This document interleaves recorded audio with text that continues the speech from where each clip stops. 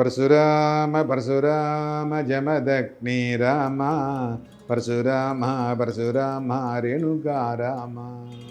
எல்லாம் வல்ல அன்னை மூகாம்பியினுடைய அருளோடு இன்றைய சிந்தனை.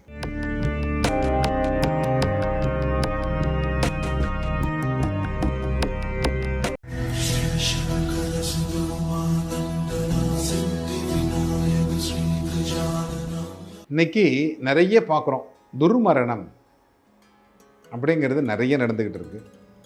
இந்த துர்மரணத்தை பற்றி நிறைய விஷயங்கள் நம்ம பேசியிருக்கிறோம். இந்த துர்மரணம் நடக்காமல் இருக்கணும். ஏன்னா நிறைய பேர் பேசுகிறாங்க, அவங்க பேசுறதுக்கெல்லாம் நம்ம பதில் சொல்ல முடியாது. கல்வி என்பதை உங்களுக்கு கொடுத்து விட்டால் அந்த கல்வியை வேறு யாராலும் வாங்க முடியாது, பறிக்க முடியாது, கடைசி வரைக்கும் உன் கூடயே இருக்கும் அப்படின்னு சொல்றாங்க.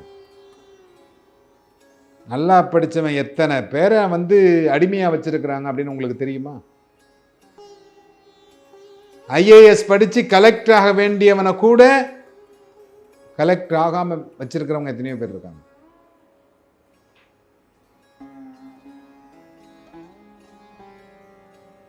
ஏன்னா கல்விங்கிறது நிறைய பாருங்க, நம்முடைய முன்னோர்கள் எப்படி கல்விகளை சொல்லிக் கொடுத்தார்கள். ஆன்மீக கல்வி, அறிவு சார்ந்த கல்வி. கல்வி மட்டும் ஒருவனுடைய வாழ்க்கை அப்படின்னு பேசுறாங்க. இதுக்காகத்தான் நான் சொன்னேன் உங்களை படிங்கன்னு. இன்னைக்கு மருத்துவர் அப்படின்னு சொன்னா மருத்துவர்னு எக்கச்சக்கமான மருத்துவர்கள், 10,000 ரூபாய்க்கு மருத்துவர்கள் ரெடியா இருக்காங்க வேலைக்கு வர்றது. நீங்க வேணா கேட்டு பாருங்க. மருத்துவம் படித்து விட்டு அரசாங்கத்தில் வேலை கிடைக்காமல் 20,000 ரூபாய்க்கு வேலைக்கு போற மருத்துவர்கள்லாம் இருக்காங்க. இன்னைக்கு பேர் தான் டாக்டர். நிறைய பேர் இருக்காங்க. எல்லாரும் மோகம், மருத்துவம் படிக்கணும் மருத்துவம் படிக்கணும் மருத்துவம் படிக்கணும், எல்லாரும் மருத்துவத்துக்கு படிக்க வச்சாங்க.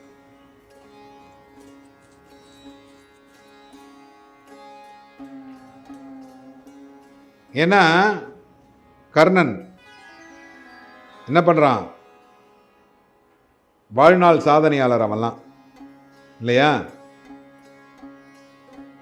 அவனுக்கிட்ட கிருஷ்ணர் போய் யாசகம் கேட்கிறாரு. என்ன கேட்கிறாரு? நீ படிச்ச கல்வியை கொடுத்துருன்னு கேட்கிறாரு. எந்த இடத்துலயாவது கேட்டிருக்காங்களா யாராவது நீ படிச்ச கல்வியை கொடுத்துரும் கேட்டிருக்காங்களா? கேட்கல. நீ செய்த தானத்தையும் தர்மத்தையும் எனக்கு கொடுத்து விடு அப்படின்னு கேட்கிறாங்க. தனக்கு மிஞ்சியது தானமும் தர்மமும் தான். சில பேர் என்ன தப்பா புரிஞ்சுக்கிறாங்க, தனக்கு மிஞ்சிதான் தான தர்மம் அப்படின்றாங்க. இல்ல, தனக்கு மிஞ்சியது, எனக்கு கடைசியாக வரக்கூடியது இந்த கல்விலாம் இல்ல, தானமும் தர்மமும் தான்.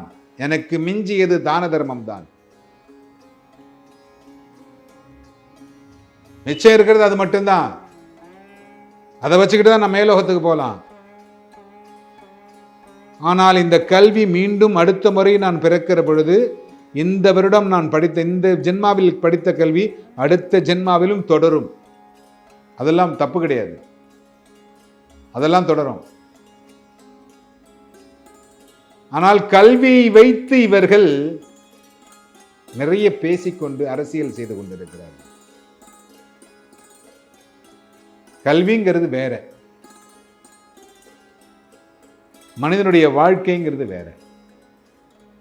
படிக்காதவர்கள் எவ்வளவோ பேர் நிறைய நல்ல விஷயங்களை செய்திருக்கிறார்கள், படித்தவர்களை வழிநடத்தி இருக்கிறார்கள். படிக்காதவர்கள் படித்தவர்களை வழிநடத்திய சரித்திரம் இந்த தமிழகத்தில் இருக்கிறது. அப்படிப்பட்ட நிறைய தர்மங்களை செய்யுங்கள்.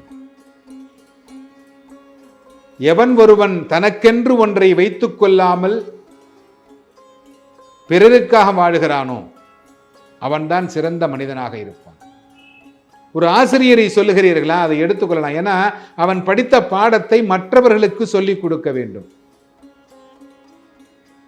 சொல்லிக் கொடுத்து அந்த மாணவர்களை அவன் உருவாக்க வேண்டும். அந்த மாணவன் பெரிய லெவலுக்கு போனதுக்கு அப்புறம் அதை பார்த்து சந்தோஷப்படணும். என் புள்ள நல்லா படிக்கலைன்னு வருத்தப்பட மாட்டான். என்னுடைய மாணவன் நல்லா இருக்கான்னு வருத்தப்படும், சந்தோஷப்படுவான். அவர்களெல்லாம் சாதனையாளர்கள். அவர்களுக்குத்தான் நீங்கள் சாதனைகள்லாம் கொடுக்கணும். கலைமானி மாமணி விருதுலாம் அவர்களுக்கு தான் கொடுக்கணும். மாணவர்களை உருவாக்குகின்றவர்களுக்கு தான் கொடுக்கணும். ஏன்னா இந்த துர்மரணம் அப்படிங்கிறது இந்த தான தர்மம் செய்யுங்க. உங்களுக்கு கொடுத்த பணம் எதற்காக என்பதை தெரிந்து கொண்டு அந்த பணத்திற்கு தேவையானவைகளை செய்து கொள்ளுங்கள். பணத்தை மூட்டை கட்டி வைப்பதனால் மட்டும் உங்களுடைய வாழ்வியல் மாறிவிடாது. எல்லோரும் இன்புற்றிருக்க சுவாமிநாத சுவாமியை பிரார்த்தனை செய்கிறேன்.